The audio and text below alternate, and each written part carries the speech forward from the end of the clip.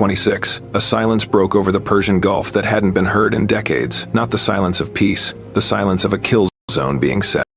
19 days had passed since the United States and Israel launched Operation Epic Fury, the most devastating coordinated air campaign since Desert Storm, eliminating Iran's supreme leader, of nuclear enrichment facilities, and military machine that had spent 40 years preparing for this moment. Iran's response was not a battlefield surrender. It came in the form of a choke, a single narrow 39-mile bottleneck between the coast of Oman and the cliffs of Keshem Island, the Strait of Hormuz, 20% of the world's oil, 84% of all Gulf crude, 17 million barrels a day, gone. The Islamic Revolutionary Guard Corps Navy, the IRGCN, had not detonated a nuclear device. They didn't need to. They had simply closed a door. And on March 19th, the United States Navy had just been ordered to kick it back open. This is the most kinetically dangerous naval operation the U.S. Fifth Fleet has executed since the tanker wars of the 1980s. Every sailor in the combat information centers of the USS Abraham Lincoln Carrier Strike Group, holding position at the mouth of the Gulf of Oman. The IRGCN had spent 3 weeks preparing for exactly this moment. 28 February, the moment the first JDAM hit Iranian soil, IRGCN Rear Admiral Ali Reza had activated Operation Mouj, meaning wave, 6 interlocking layers. Layer 1, over 200 fast attack craft armed with C-704 anti-ship missiles and RPG, 2 9 platforms across forward bases on Keshem, Hormuz Island, and the Tumb Islands. Layer 2, over 300 pressure-triggered Sadaf-02 contact mines and Iranian variants of the Russian MDM, 6 seated across the Strait's 2-mile navigational lane. Layer 3, 4 Fateh-class submarines and an unknown number of Ghadir midget submarines operating below the 40-meter thermocline where hull-mounted sonar becomes severely degraded. Layer 4, a coastal battery network fielding Noor and Qadr cruise missiles with a 300-kilometer reach. Layer 5, a GPS and AIS spoofing campaign causing vessels near Bandar Abbas to ghost onto radar 60 kilometers inland. Layer 6, the Houthis threatening to simultaneously close Bab el-Mandeb and seal the entire Arabian Peninsula. This was not improvised desperation. This was 40 years of asymmetric doctrine, engineered to neutralize the one force Iran could never defeat head-on, the United States Navy. What would you do? Comment below if you think the US can break this blockade. At 0412 hours, the U.S. naval response opened not with a missile, but with silence. The USS Veracruz-class fast attack submarine running at 18 knots and 400 feet slipped beneath the thermocline without a single active sonar ping. Vermont carried 12 Mk-48 ADCAP torpedoes and an undisclosed load of Tomahawk land attack missiles pre-targeted against every IRGCN coastal battery in the Fars province. Within 22 minutes, the Vermont's AN/BQQ-10 sonar array reported a narrowband transient consistent with a Fateh-class diesel boat, bearing 041. Distance, 8,400 yards, not moving, waiting. Simultaneously at 35,000 feet, 2 EP-3E Ares 2 signals intelligence aircraft mapped active emissions from 7 coastal radar sites and 4 encrypted UHF command links using ALQ-76 jamming pods. That data fed directly into the USS Lincoln's AN/USQ-119 JMCIS, where an AI-assisted targeting solution was assigning weapons to every node of the Iranian maritime kill chain before a single round had been fired. By 0531 hours, USS Paul Hamilton, a Flight IIA Arleigh Burke-class destroyer, threaded the inbound shipping lane at 22 knots. Her Spy 1D radar painted 47 contacts ahead, grounded tankers, IRGCN patrol craft, and 4 vessels broadcasting AIS positions that did not match their radar returns. Ghost ships. The AN/SLQ-32V3 electronic warfare suite was already tracking 3 PACAP-2 fast attack boats near Hormuz Island, their C-704 seekers warmed and scanning. At 0604, the IRGCN struck. 14 PACAP-2 craft broke from Larak Island at 52 knots, 11 minutes from intercept. The swarm, designed not to destroy, but to overwhelm Paul Hamilton and draw her CIWS dry, masking the real threat on bearing 041. Paul Hamilton's commanding officer activated the LRAD 1000X, broadcasting a 162 decibel warning tone. 2 MH-60R Seahawks launched from Lincoln with AGM-114 Hellfire missiles. At 0611 hours, the first Hellfire sheared the lead PACAP in two. The remaining 13 broke formation. The swarm was a probe. The real strike came from below. At 0618 hours, Vermont's sonar team detected the Fate-class ascending from the thermocline pump jet rotation increasing, hull popping as depth dropped, moving to firing depth. The commanding officer had 4 seconds to decide.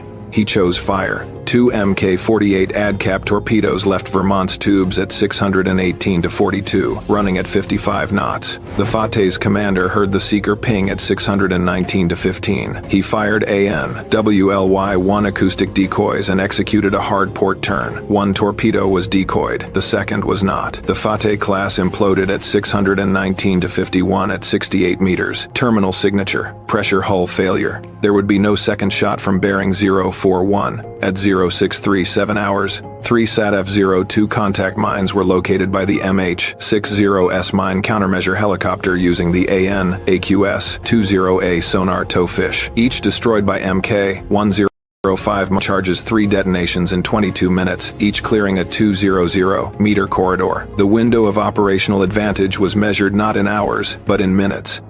At 0714 hours, the nightmare arrived. 4 Noor anti-ship missiles, reverse-engineered C-802 derivatives, 120-kilometer range, Mach 0.9 sea skimming profile, launched from rock-cut revetments on Ketchum Island. Their radar activated for 11 seconds before going dark. The E-2D Hawkeye, circling at 25,000 feet, detected the launch plumes at 714 to 3. Data crossed link 16 inches, 0.8 seconds. Aegis classified each missile as hostile before the Iranian battery commander confirmed acquisition. At 714 to 18:15 seconds after launch, 4 SM-2 MR Block 3 IA missiles erupted from Paul Hamilton's Mach 41 VLS in ripple fire.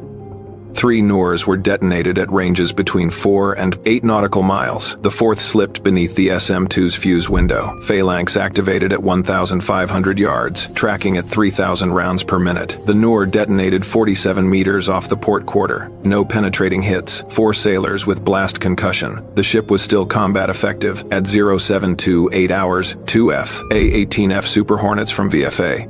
3-2 rolled off Lincoln's deck carrying GBU. 3-1 precision bombs and HARM anti-radiation missiles. 1 minute and 40 seconds after the Ketchum battery's radar last illuminated, a HARM entered its radar van at Mach 2. The crew had not begun their shutdown sequence. 3 days later, on March 26th, the Israeli Air Force executed a targeted strike. The U.S. Fifth Fleet had been building since Day 3 of Operation Epic Fury.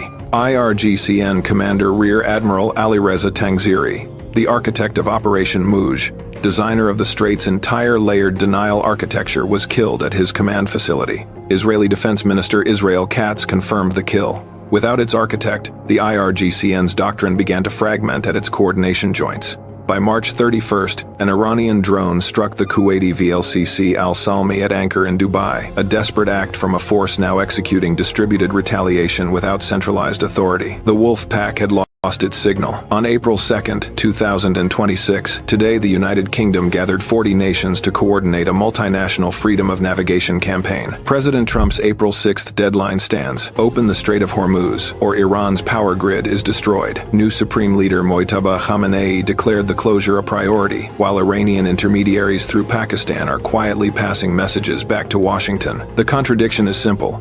Iran cannot hold the strait indefinitely against the Fifth Fleet, and cannot open it without appearing to capitulate to a superpower.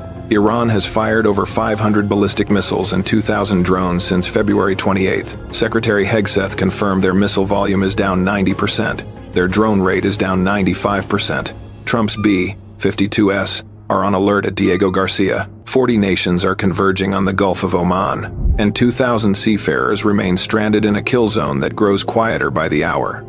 The USS Vermont proved on March 19th that the thermocline is no longer a sanctuary. The Fate class is not invulnerable. The Noor is not unbeatable. The world's most dangerous 39 miles of ocean now has an American flag on every targeting solution in Lincoln's Combat Information Center. The strait has been closed before. It has always been reopened. The question is not whether it opens again, it will. The question is what Iran has left when it does. Every hour they delay, another asset is located, targeted, and destroyed. What do you think Iran's next move is before April 6th? Drop it in the comments below. At exactly 1,423 hours on April 3rd, 2026, A surface-to-air missile fired by the Islamic Revolutionary Guard Corps detonated inside the engine nacelle of an F-15E Strike Eagle from the 494th Fighter Squadron, RAF Lakenheath at that moment, the most lethal two-seat strike aircraft in American service. The aircraft had been on its 13,000th combat mission since Operation Epic Fury began on February 28th. 13,000 missions without a single manned aircraft lost. That record died in the mountains of southwestern Iran in a fraction of a second. The two-man crew, a pilot and a weapons systems officer, a WSO had less than 3 seconds to initiate ejection sequence from a jet already losing structural integrity at combat altitude. Both Martin Baker Ace's 2 seats fired. Both crew members cleared the disintegrating airframe. The pilot's parachute deployed cleanly. He was on the ground in a field 11 kilometers outside Shareza city in southern Isfahan province within minutes. U.S. rescue forces were already moving before the first emergency beacon signal cleared the ionosphere. The WSO's ejection carried him further into the rugged face of the Zagros mountain range. 7,000 feet of exposed limestone ridgeline, no cover except rock, and within 90 minutes of the shootdown, the IRGC had launched a full-scale manhunt. Local governors in Kogaluya and Boyar Ahmad province had placed a cash bounty on his head, approximately $60,000 for any information leading to his capture. Parliamentary Speaker Mohammed Bagher Ghalibaf posted to social media in real time, mocking the United States. The war had been downgraded from regime change to, "Hey, can anyone find our pilots?" Tehran believed it had its first American prisoner of war, and they were sending everything they had to get him. This was not a random tactical event. It was a strategic crisis. A captured American colonel in Iranian hands on day 37 of Operation Epic Fury would have handed Tehran the most powerful negotiating chip in the conflict. A living American officer, broadcast on state television, neutralizing every diplomatic and military pressure point the U.S. had been building for 5 weeks. The IRGC understood what they had, and they moved faster than anyone in Washington had anticipated. What would you do? Comment below, do you think the U.S. could get him out? The first rescue came within hours. HH-60W Jolly Green II combat search and rescue helicopters, operating under the 66th Rescue Squadron and vectored from a forward staging point inside the theater, hit the pilot's beacon coordinates and extracted him from the Shareza field under small arms fire. One Jolly Green II took multiple rounds through its airframe during extraction. One crew member was wounded. The helicopter stayed airborne. The pilot was out. The WSO was still in the Zagros. For 36 hours, a weapons systems officer with a sprained ankle, a personal locator beacon, and the lessons of his SEER training held the most dangerous real estate in the Middle East. He had one advantage: the mountains. The Zagros Range at 7,000 feet is a terrain that no satellite, no IRGC ground convoy, and no Bakhtiari tribal tracker could move through faster than a trained special operations airman who had memorized the cardinal rule of escape and evasion: find the deepest cover and don't move. He found a mountain crevice. He climbed inside. He activated his beacon on short intermittent bursts to prevent triangulation, and he waited. The United States responded with a force package that had not been assembled for a rescue operation since Mogadishu. Dozens of aircraft, F/A-18 Super Hornets and F-15C Eagles, flying continuous combat air patrol over the rescue zone at altitude. B-1B Lancer bombers on immediate standby, loaded with GBU-3, 1 JDAMs and CBU-9-7 cluster munitions, ready to strike any IRGC convoy that moved within targeting range of the WSO's last known position. A 10C Thunderbolt IIs from the 23rd Wing assigned to direct close air support, the first time a 10S had been used in Iranian airspace during the conflict. MQ-9 Reaper drones cycling in shifts over the Zagros, providing persistent ISR coverage. And on the ground, the unit that gets called when everything else fails, SEAL Team 6. At 2,200 hours, on April 4th, the CIA executed the operation that made the rescue possible. A deception campaign launched inside Iranian media, through cutouts and planted sources, broadcasting a single message across every channel. Tehran monitored.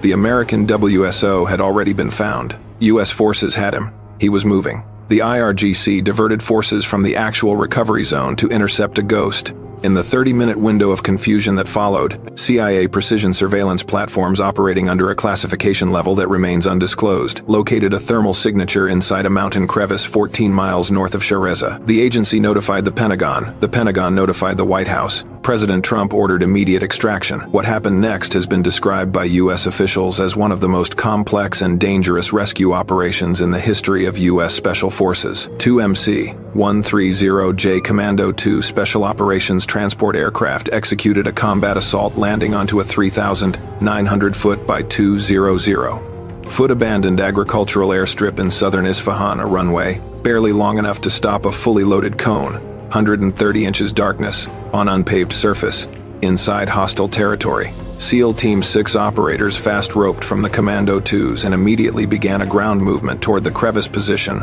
with A-10Cs providing direct fire support against IRGC convoys closing from the south and east. At the point of extraction, U.S. forces made contact. Massive firefight, sustained small arms, PKM machine gun fire, RPG rounds. The operation that had been planned as a 15-minute get-in and get-out dragged into daylight. 7 hours of U.S. aircraft over Iranian airspace. The firefight continued as the sun came up, exactly the scenario CSAR planners had prayed to avoid.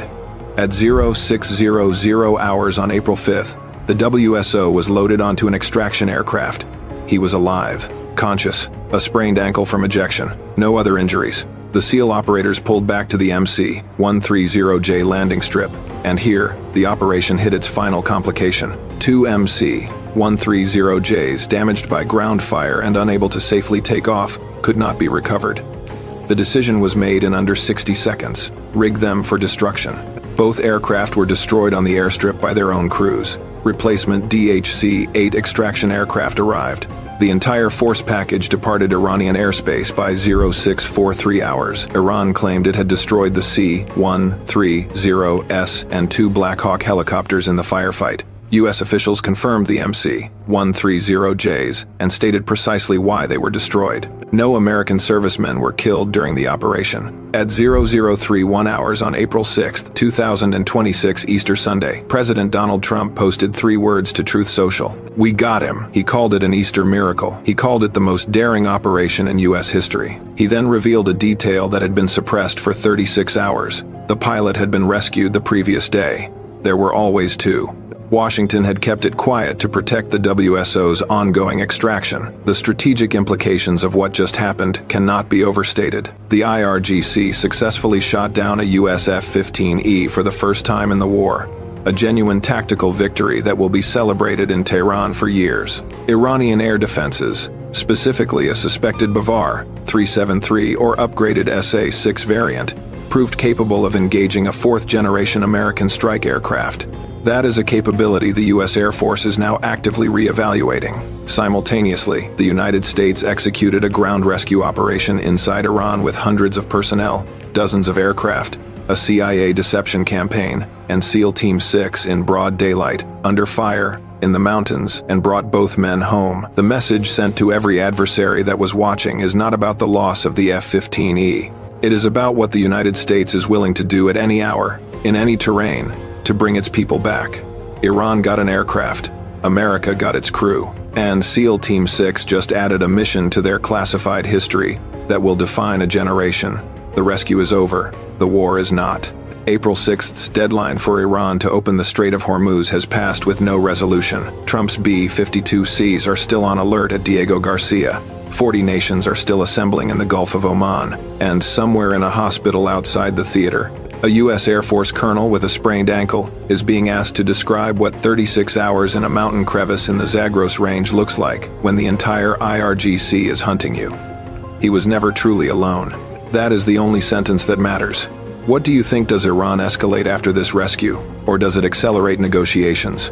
Drop your answer below. At exactly 0317 hours on April 7th, 2026, the Strait of Hormuz, the 1-mile wide throat through which 20% of the world's oil supply flows, stopped breathing. It didn't happen with a declaration. It didn't happen with a press conference from Tehran. It happened with a sound, a deep, concussive boom that shredded the hull of the Panamanian-flagged supertanker Pacific Artemis from bow to stern, lifting 280,000 tons of crude oil out of the water in a wall of orange fire that lit up the Gulf like a second sunrise. The ship had detonated a UGSTM bottom mine, a Russian-designed, Iranian-assembled pressure-influence weapon, deployed at a depth of 38 meters. precisely calibrated to the draft of a VLCC tanker. This was not an accident. This was the first domino in the most sophisticated naval denial operation the world had seen since the Second World War. And in the Combat Information Center of the USS Abraham Lincoln, CVN 72, steaming at 28 knots, 80 nautical miles to the southeast, every screen in the ship simultaneously turned red. The Vampire alarm incoming anti-ship missile contact had not yet sounded. But something far more dangerous had. The SPY-6 Vion radar array, the most capable air and surface search radar ever installed on a carrier, was detecting something it was not designed to process. Nothing. A clean, flat electromagnetic silence stretching across the entire northern approach to the strait. The Iranian Krasuka, 4 mobile electronic warfare systems, relocated covertly from Syria 6 weeks earlier, had just activated at full power across 6 sites along the Keshem Island ridgeline, flooding every GPS band and Link 16 frequency with a broadband barrage jamming signal. The Fifth Fleet's tactical data network, the invisible nervous system connecting every American asset in the region, had just gone deaf. 20 million barrels of daily oil supply, gone, in a single morning. At the same moment, deep beneath the thermocline layer, 14 nautical miles northwest of Bandar Abbas, the Iranian Navy's most capable asset silently rotated its bow. The Iris Fateh, a domestically produced midget submarine based on the North Korean Yono-class design but substantially modified with Russian sonar-baffling technology, had been lying in wait at 120 meters for 31 hours. Its crew had not moved, had not spoken above a whisper, had eaten cold rations and breathed recycled air, waiting for this exact moment. At 0318 hours, Lieutenant Commander Shahram Rashidi received the single-word coded activation burst through an ELF transmitter buried 40 meters beneath the Keshem Island communications complex. The word was Fajr, dawn, Tuva, 111, Shkval derivative rocket torpedoes, acquired through a front company in Vladivostok and modified with Iranian guidance packages, slid out of the Fateh's forward tubes and screamed toward the surface at 200 knots. Their targets, the USS Cole, DDG-67, and the USNS Laramie,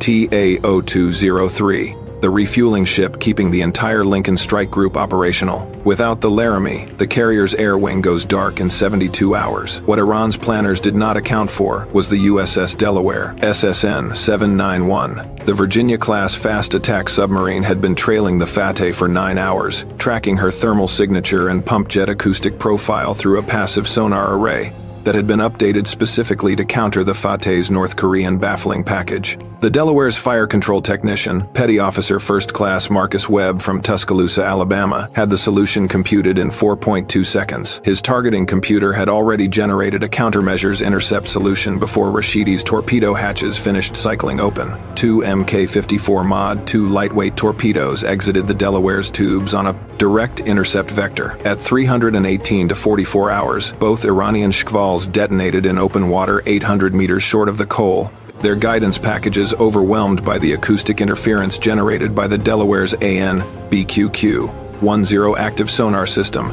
firing at maximum power, a sound, underwater, like the voice of God. But the Cole had no time to celebrate, because at that same moment, 12 Noor anti-ship missiles, Iran's domestically produced, radar-guided sea skimmer derived from the Chinese C-802 ignited from mobile launchers hidden in the cliffs of Larak Island. The launch signatures bloomed on the E-2D Hawkeye's radar like sudden flowers, 12 orange dots climbing to 200 meters before nosing back down and dropping to an altitude of 4 meters above the wave tops. At Mach 0.9, 22 seconds from the outer destroyer screen, the Aegis Baseline 9.2 combat system on the USS Cole had already computed a firing solution before the first missile cleared the cliff face. 4 SM-2 Block 3 IB interceptors launched from the Mk-41 VLS in a staggered 2-second sequence, their solid fuel boosters painting white lines across the pre-dawn sky. Simultaneously, the Cole's Phalanx CIWS rotated to its outermost threat bearing and spun up to 4,500 rounds per minute. The inner layer. 7 missiles were killed in the outer engagement envelope. 2 more were decoyed by Nulka active expendables, hovering electronic decoys that broadcast a radar signature 16 times more attractive than the destroyer itself. The missiles corkscrewed into the sea, chasing phantoms. 3 got through the outer screen. The CIWS engaged. 2 more kills in a hail of 20mm tungsten, close enough that burning debris rained onto the fantail of the Cole, shredding her SPS-67 surface search radar, and severing 2 hydraulic lines on the MH-60R hangar door. One Iranian Noor missile, its radar seeker momentarily confused by the electromagnetic chaos of the CIWS engagement, clipped the Cole's forward mast at 900 kilometers per hour and skipped into the water 40 meters off the port bow, before detonating in a column of white spray that rocked the destroyer hard enough to knock 3 sailors off there. No hull penetration, no fatalities, but the Cole's Aegis baseline was now operating in degraded mode, its SPQ-9B gun fire control radar destroyed, her Link 16 data link transmitter physically severed by flying fragments. She was fighting blind. The 5th Fleet Commander, Vice Admiral Sandra Reyes, aboard the Abraham Lincoln, understood what she was looking at. This was not a reactive Iranian strike. This was an orchestrated, sequenced, multi-domain denial operation. Mines, submarines, anti-ship missiles, and electronic warfare deployed in overlapping waves, each designed to exhaust a specific layer of American defense before the next wave arrived. Iran had spent 3 weeks studying American defensive protocols through deliberate provocations. They had reverse-engineered the kill chain. And they had one more card to play. At 0334 hours, 117 Shahed 238 jet-powered loitering munitions, the latest generation Iranian drone, capable of 200 kilometers per hour, and equipped with a dual electro-optical radar seeker, launched from 3 sites on the Iranian mainland. They did not fly a direct attack profile. Instead, they climbed to 6,000 meters, divided into 7 subswarms, and began circling the Lincoln strike group in a randomized pattern. Their mission was not to sink ships. Their mission was to force the carrier's CIWS and RAM missile systems into a sustained engagement cycle until the magazines ran dry. Then the Noor batteries on Keshem would fire their second salvo. This was the Iranian version of the saturation kill chain. Admiral Reyes had anticipated it. She had gamed this exact scenario 17 times in the 5th Fleet's classified Hormuz wargame series, the last iteration of which had run in February at Naval War College in Newport. She knew the saturation approach. She knew the timing. And she had pre-positioned the response. Launch the Growlers. Execute Sword Hand. 2 EA-18G Growler electronic warfare aircraft, already airborne and holding at 28,000 feet, 50 miles to the southeast, immediately turned north and accelerated to Mach 1.2. Each aircraft carried a full payload of ALQ-249, next-generation jammer pods, the most powerful airborne electronic attack system ever deployed by the U.S. military, plus 2 classified HPM-X high-power microwave weapon pods that had completed operational testing just 6 weeks earlier aboard the USS Eisenhower. The Growlers did not target individual drones. That would take hours. Instead, they activated the HPM-X pods in wide-beam sweep mode, a rotating electromagnetic cone covering the entire engagement area. At 0341 hours, the microwave pulse hit the Iranian drone swarm like a wall. The Shahed 238's commercial MEMS guidance chips built in Shenzhen, smuggled through Oman, soldered into Iranian airframes in Esfahan, were not hardened against high-power microwave attack. 91 drones fell out of the sky in 12 seconds. Their control surfaces locked, their seekers blinded, their fuel pumps cycling at random. They hit the water like a sudden rainfall of smoking aluminum. 26 evaded the sweep, sheltering in the electromagnetic shadow of a cluster of commercial vessels holding outside the strait.